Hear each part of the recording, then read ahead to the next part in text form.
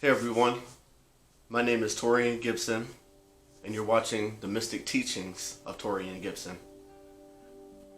Today I'd like to ask for you to forget about everything that you've learned in your past. And I want to ask you to be completely opened to the possibility of something new, something different, maybe even something completely outlandish, okay? But I need you to open your mind and to begin to believe. I'm going to tell you exactly what I mean. Before I do that, please hit the subscribe button and give me a thumbs up if this is the type of thing you like. So like I said, let's get into it.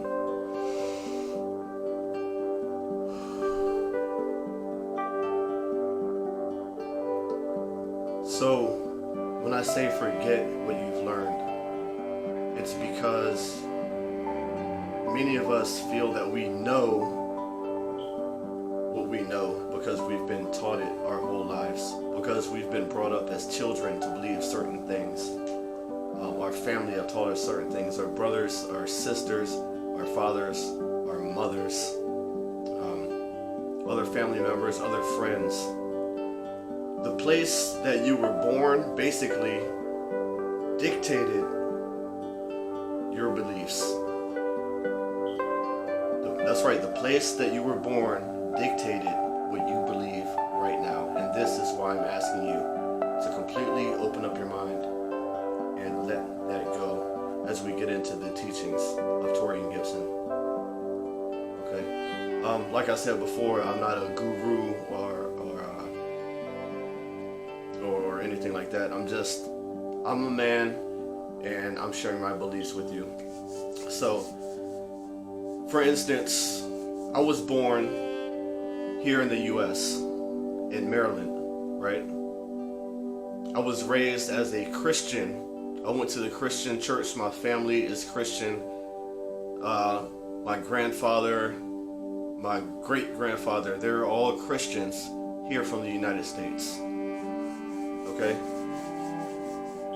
I have another friend who's from Bangladesh. He's Muslim. His mom's Muslim, his dad's Muslim. His grandparents are Muslim. Their parents were Muslim, and their grandparents were Muslim. Okay? Another one of my friends is Hindu. Her mom is Hindu.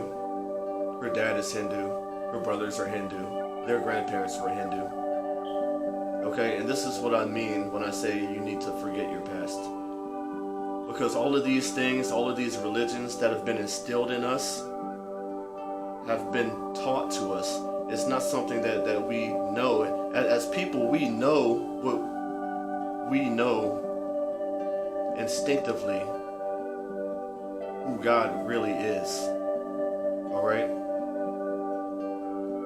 And I hope that you don't take this the wrong way. But I need you to also forget who God is. Just for 1 minute. You don't know anything about God right now, okay? If you didn't know anything about God right now, then what would you have to tell me about him or her? Absolutely nothing. And that's exactly where I want you to be right now. And I'm going to try to explain my best who God is, okay?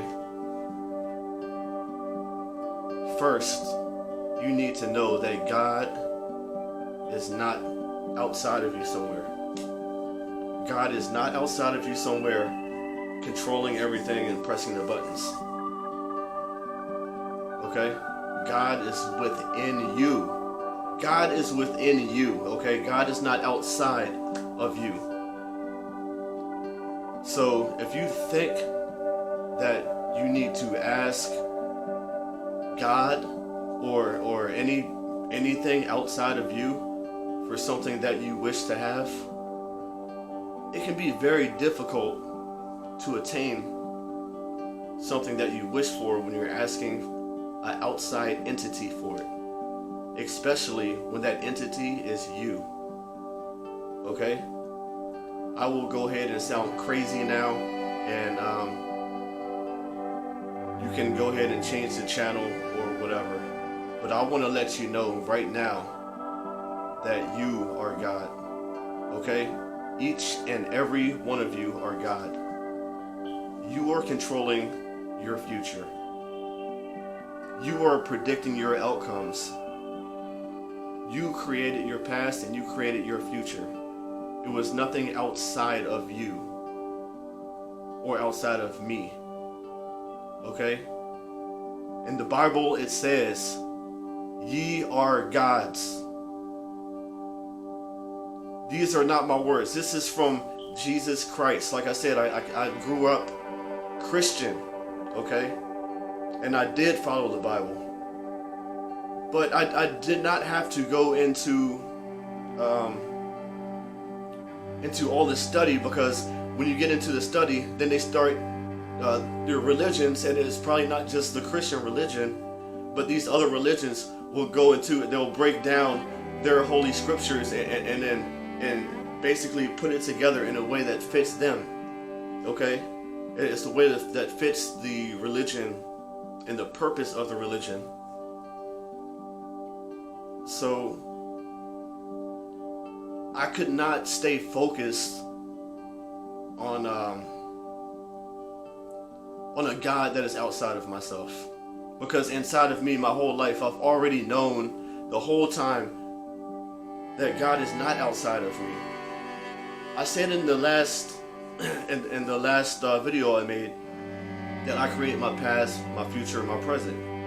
And I do it over and over and over again. And I've become really good. I am not a master. I still have flaws. I might tell you some things that I struggle with. But I know that there are some things that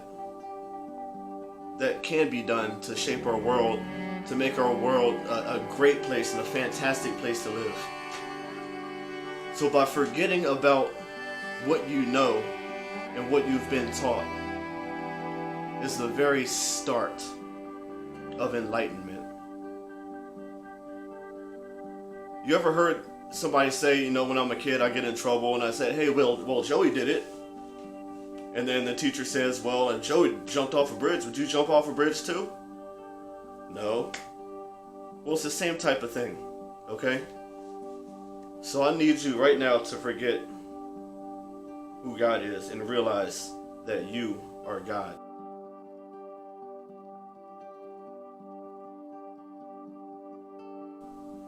The last time I went to church, I was saddened almost to tears.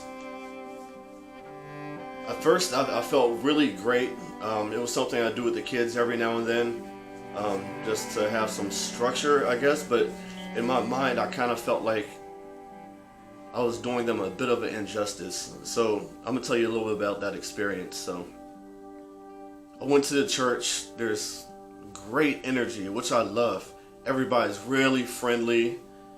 The pastor had some really, really insightful, great things to say, which I really appreciated, and I learned a lot.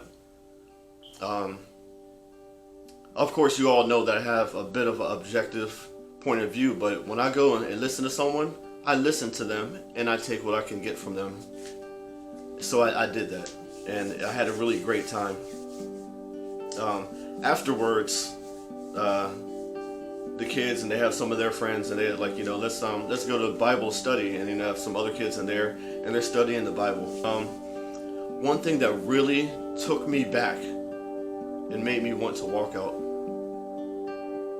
is a certain teaching that they were getting into, where they say we pray to Jesus because we're not worthy of talking to God. I'm gonna say that again. They said we pray to Jesus because we are not worthy of talking to God. I try my best to be happy all the time, and I do my best, and I wish that I was able not to have any type of feelings of dissatisfaction or friction or anything like that. But this really struck a nerve with me. And at that moment, I decided that I'm not going to church anymore. And I'm not going to put my kids in a church that teaches that you're not worthy of talking to God. Because we are all quite worthy of talking to God. And we will always be worthy of talking to God. As I said before, ye are gods. That is who we are. We are gods. How can we not be worthy of talking to ourselves? And the divine creation that's out there telling us, that we can do what they can do. We need to listen to them, okay? All of our spiritual teachers have told us over and over again, we can do what they can do, okay? There is a divine energy. There's a system. There is something there. But we cannot put it on a single entity or say it's this entity only. And I could not imagine that I would even be able to say that unless I forgot what I was taught.